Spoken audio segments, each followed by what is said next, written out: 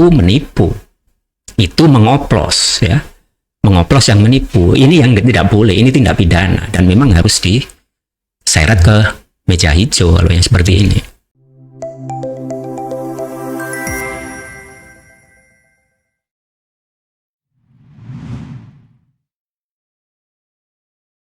Kopi bareng MJH, ngobrol santai penuh makna. Bersama Prof. Muhammad Jafar Hafsah, cerita petani penuh inspirasi.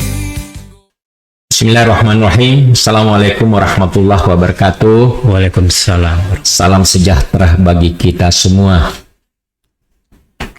Sahabat Yampih yang saya hormati, saya banggakan, sehat walafiat, bapak-bapak petani milenial, KTNA, Gapoktan, Koperasi Tani Indonesia, pengusaha-pengusaha pangan, ya, pengusaha-pengusaha pertanian, pelaku agribisnis yang di seluruh Indonesia dimanapun berada. Pada kesempatan ini, Yampih Fokus dalam program Ngopi Bareng MJH, yaitu ngobrol ya tentang bagaimana membangun pembangunan pertanian, ya, meningkatkan kesejahteraan petani. Nah, bersama MJH, ya, Muhammad Jafar Hafsah, kan? Ya. Saudara-saudara sekalian, kali ini kita akan berikan judul, ya. Topiknya adalah beras oplos. Ya, jadi menarik bukan? Tapi, ya, temanya itu dibawakan oleh seorang tokoh. Jadi ini juga bisa kita kategorikan bincang-bincang dengan tokoh. Ya. Nah, saya hadirkan di depan kita semua yaitu Bapak Kudor. Ya. Dia adalah tokoh pertanian, dia adalah pengamat, dia juga banyak menulis tentang pertanian dan juga malah melintang memberikan menjadi narasumber di berbagai pertemuan, diskusi, seminar, ya, workshop, ya. Beliaunya selalu diberikan kesempatan untuk menjadi narasumber, ya, di berbagai pertemuan tersebut. Hadirin para pemirsa, Kudori ini lahir 20 Februari 1968, ya, 20 tahun lalu, baru setelah saya lahir baru. Ya.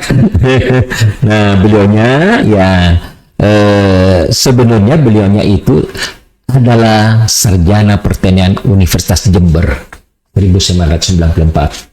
Jadi Jember itu 6 jam dari Surabaya. Ya. Kemudian itu lewat Malang, boleh tembus, ya. Dan sekarang ini, ya, Jember itu tentu paling mendambakan tol, ya, karena sungguh tidak mudah berjuang ke sana. Nah, ini, dan universitasnya terkenal ini, Universitas Jember, ya, 1994 beliaunya selesai. Nah, beliaunya banyak berkiprah di wartawan, ya, wartawan, Gatra, Gamma, Medium, ya, dan sebagainya, ya. Kemudian pernah memimpin redaksi, ya, Februari sampai 2006-2019, ya, pemimpin redaksi juga di Alinea, ya. Kemudian peneliti Institute for Global Justice, kemudian tenaga ahli, ya, di Kementerian Perdagangan, tenaga ahli di DPR, anggota Pokja ahli Dewan Ketahanan Pangan, ya, dan juga tim ahli analisa strategi kebijakan pangan Forum Bulog, ya, 2024, ya. Jadi beliaunya banyak ahlinya ini, mau staf ahli, mau tenaga ahli, ya, mau peneliti ahli, ya. Nah, semuanya ahli ujungnya. Asosiasi, ya, pengurus Pusat Perhimpunan Ekonomi Pertanian Perhepi, ya. Kemudian juga anggota Asosiasi Ekonomi Politik Indonesia, dan juga kalau saya tidak salah Bapak HKTI, bukan? Tidak ya? Sudah domisioner Pak. Oh, sudah ya. Saya diselundupkan Pak Sekjen. Almarhum. Jadi karya tulis ya menulis 10 buku. Mengeditori 18 buku. Luar biasa. Jadi menulis 10 buku ya lebih banyak sedikit dibandingkan buku saya 30 toh. Nah, luar biasa. Di Bapak lebih sedikit dari saya lebih banyak. Nah, tapi artikelnya 1.500 saya kalah di artikel ya. Beliaunya itu ya penulis spontan ya, bahasanya populer ya. Saya rasa ada di antara kita semua pemirsa biasa membaca ulasan-ulasan daripada Pak Kudori ini. Baik Pak Kudori, ya Pak Kudori sedikit ya setelah tamat di Universitas ya Fakultas Pertanian Jember, terus terjun menjadi wartawan ya. Betul. Nah betul. Umumnya kan, tapi ya memang umumnya ya kerja jadi pegawai negeri, kemudian berbisnis bisnis menengah ya kalau orang pertanian. Nah, tapi Bapak memilih menjadi wartawan ya. Bagaimana itu ceritanya Pak Kudori? Ya, terima kasih Pak Jafar. Singkat saja, jadi memang setelah lulus itu saya tidak pernah melamar kerja di luar ke media. Kenapa? Karena memang selama saya kuliah itu saya salah satunya aktif di pers mahasiswa. Bahkan di Jember saya adalah di sana ada unit kegiatan pers mahasiswa yang dibentuk di periode saya itu, dan saya ketuanya yang pertama. Keterusan ternyata itu keterusan, dan sepertinya memang waktu itu selain karena memang melanjutkan aktivitas yang di kampus, karena memang berbeda dengan sekarang ya, peluang kerja sektor pertanian itu luar biasa sekarang, sangat terbuka gitu. Zaman saya itu sepertinya tidak seperti sekarang Pak gitu. Jadi kita kurang ramah. Betul ya. Nah itu salah satunya. Jadi selain memang dunia media sesuatu yang menantang ya, dan waktu itu berbeda dengan sekarang.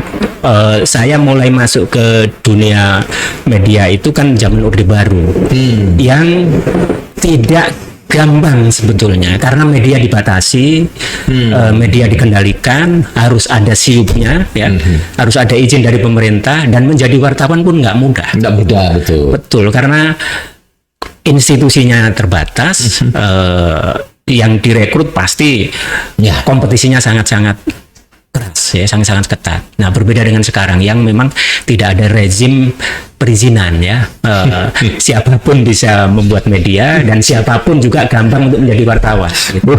Jadi bukan lembaga manapun bisa bikin media, setiap orang bisa bikin media. Luar biasa ya. Tetapi Pak Kudori, yang pasti itu Anda kecerdasannya tinggi, karena itu penulis itu pasti orang cerdas. Di situ sebenarnya ya itu keterampilan menulis sebetulnya otodidak Pak. Dan itu adalah akibat keterpaksaan sebetulnya. Saya berasal dari sebuah desa di Lamongan ya. Saya 7 bersaudara, saya nomor 5. Bapak saya petani gurem gitu. Kakak-kakak saya hanya lulus SD gitu. Yang kuliah itu mulai saya dan adik-adik saya. Karena ada yang mau Anda biayai. Ya. Nah, karena kiriman dari desa itu tidak selalu ada. Jadi salah satu yang bisa saya lakukan adalah menulis waktu itu. Jadi saya menulis sejak mahasiswa sebetulnya. Dan jangan lupa agak tinggi bayarannya loh dibanding sekarang ya. Betul.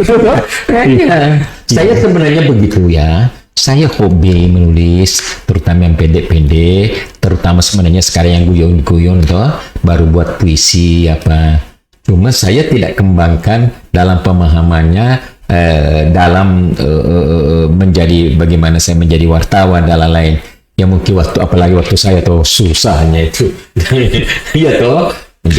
Baik, Pak Kodori. Nah, kemudian memang Pak Kodori itu Fakultas Pertanian. Betul. Oh. Jurusan ilmu tanah saya. Oh, ilmu tanah. Waduh, itu yang paling berat, agronomi. Atau kalau saya sosial ekonomi, ya ambil penyuluhan malah toh. Berbicara kelembagaan. Nah, seperti itu. Kemudian formal ya menjadi wartawan formal ya, malah Pak, maksud saya di majalah Pertama di Gatra saya. Gatra Di perwakilan Jawa Timur. Gatra ya. Ya, sekarang sudah almarhum. Ya. Almarhum. Dulu Gatra paling populer Gatra. Ya, setelah Tempo itu dibredel oleh pemerintah tahun 94. Harmoko. Gatra diterbitkan di akhir 94. Saya bergabung dari Biro Jawa Timur. Oh. Oke. Nah, kemudian di Gatra, kemudian Bapak di Medium. Ya, saya sampai terakhir pensiun 2 tahun lalu itu kerja formal saya di media, Pak. Jadi kalaupun saya tadi disebutkan jadi tenaga ahli, tim ahli, itu ya sambil saya jadi wartawan. Betul. Ya, karena itu yang bisa. Oh. Dan memang sebenarnya Pak, ya, kembali lagi ya, untuk teman-teman yang para penyuluh, para petani, para pengamat pertanian ya, memang tidak ada pekerjaan ya, tidak ada menulisnya. Ya, Termasuk karyawati rumah tangga saja ya, catat dia. ya. Kalau disuruh belanja apa, jadi semenulis Pak. Betul.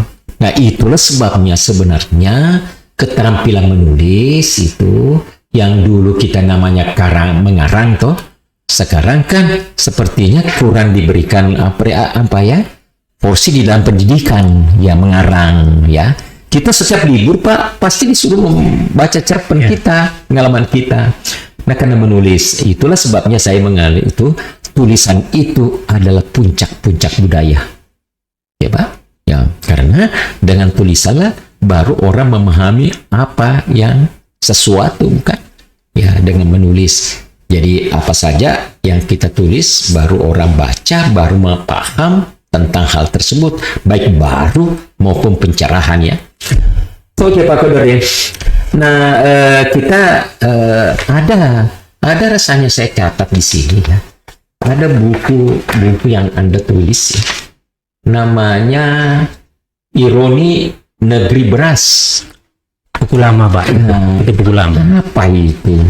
Itu apa yang Anda ingin ulas di situ? Buku terbitan tahun 2008. Itu saya lupa, mungkin buku ketiga atau buku keempat saya waktu itu. Diterbitkan oleh penerbit di Jogja.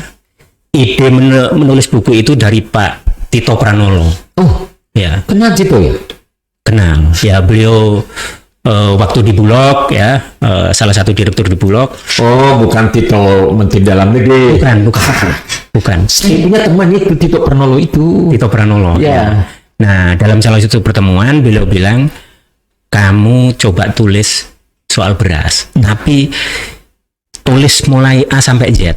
Jadi yang saya tulis di situ itu bukan hanya sejarah beras ya, hadirnya di Indonesia, tapi juga aspek kebudayaannya, aspek sosialnya, aspek politiknya, aspek ekonominya gitu. Itu ada di situ, Pak. Semua ada di situ. Mungkin itu buku pertama yang membahas soal beras dari segala aspek ya. Oh ya, saya berarti tiba-tiba saya belum baca itu. Saya menulis ekonomi beras di Indonesia. Ya, itu dari sisi ekonomi ya. Tuh. Ya. Tapi saya kebudayaannya ada, politiknya ada. Ya, ya. Saya tulis itu karena untuk menjelaskan kalau saya adalah ekonom. Gitu ya. Itu satu. Yang kedua, tulis beras jangan bukan dari agronomnya itu. Jadi makanya saya kasih itu.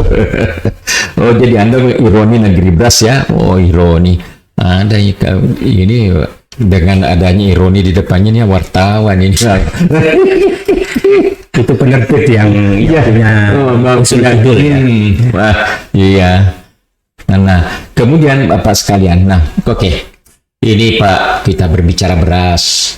ya bagaimana produksi beras, bagaimana produktivitas dalam ya kita ya permainan kita sama di situ, pemahaman kita ya Pak ya.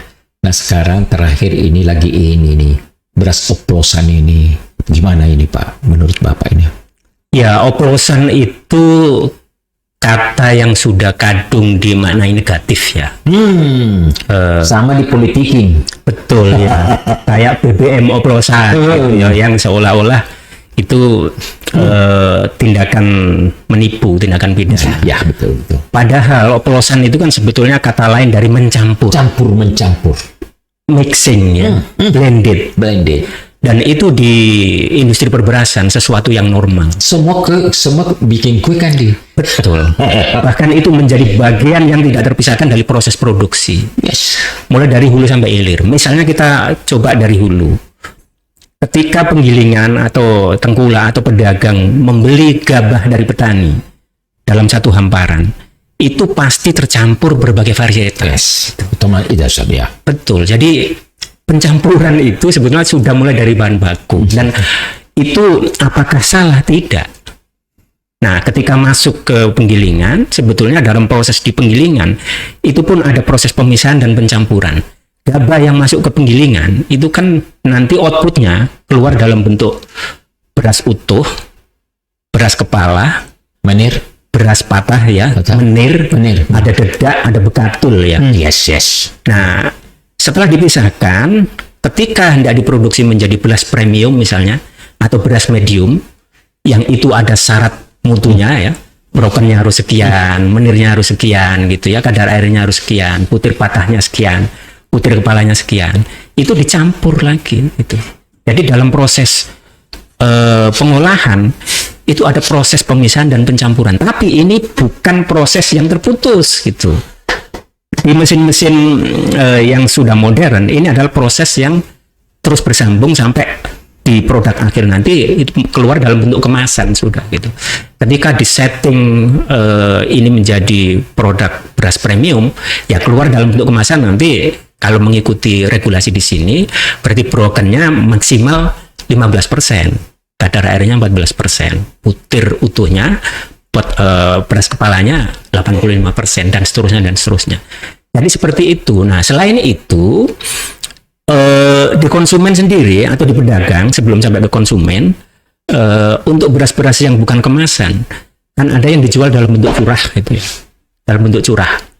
Nah, curah itu pedagang kadang-kadang untuk memenuhi preferensi konsumen, selera konsumen, itu dicampur, Pak, gitu. Dicampur. Jadi misalnya beras yang pra gitu, tapi untuk dijual di Jawa yang memang preferensinya adalah pulen gitu ya, harus dicampur dengan yang beras pulen untuk mencapai kepulenan tertentu dan seterusnya lah gitu. Atau misalnya ingin mendapatkan aroma yang wangi gitu, bisa saja beras pandan wangi berapa bagian dicampur dengan varietas yang lain, aromanya aroma alami, bukan aroma kimia gitu. Ini apakah melanggar? Enggak. Proses pencampuran yang seperti ini, yang kalau sekarang dimaknai oplosan, itu proses yang biasa. Oplosan yang dilarang adalah oplosan yang sifatnya menipu. Misalnya beras Cianjur yang memang sangat mahal ya. Misalnya beras Cianjur itu dikemas dengan ditulis beras Cianjur, tapi isinya adalah 30% beras Cianjur, 70% beras Ciherang misalnya. Tapi ditulis 100% beras Cianjur dan dijual dengan harga yang sangat mahal karena memang beras Cianjur itu mahal. Ini menipu. Yang begini ini memang tindak pidana.